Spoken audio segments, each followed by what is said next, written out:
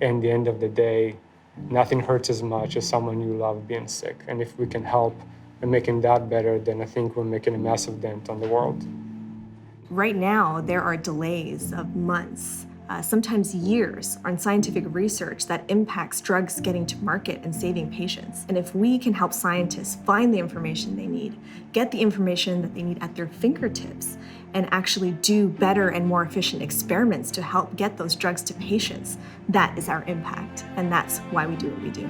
It takes 14 years to develop drugs or medicine today, and it can be done faster. And the first 7 years of that, which is preclinical work, there's around 50% waste there. And that's a problem that we can address here at BenchSci, and we are addressing today with some of the biggest pharmaceutical companies in the world.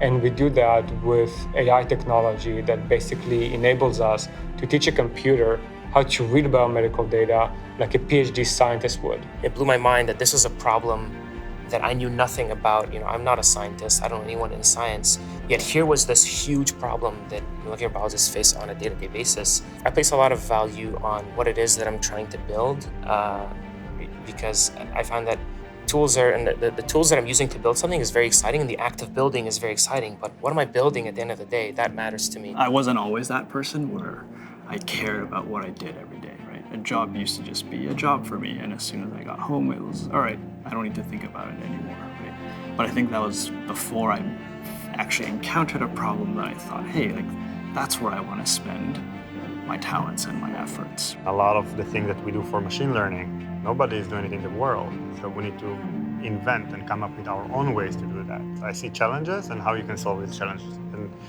going back, that's part of being an engineer, right? You see problems and you work on fixing those problems.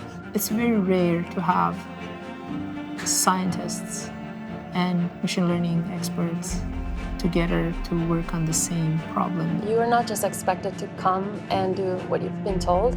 You are supposed to bring a lot of creativity here. That's something that I really enjoy my work, that I've learned a lot from the engineers. It's a lot of fun to work with them, to talk to them.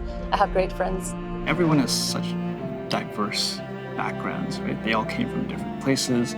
Almost none of them have too much scientific background, especially if you're looking at engineering. I think the type of people we are attracting are people who care about what they do. I feel like BenchSci is just starting.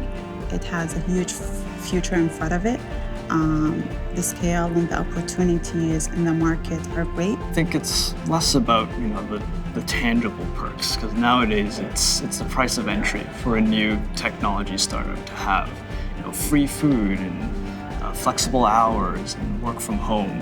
What truly makes us different is just our devotion to learning and to teaching people, right? And to really, really care about the kind of team that we want to build here.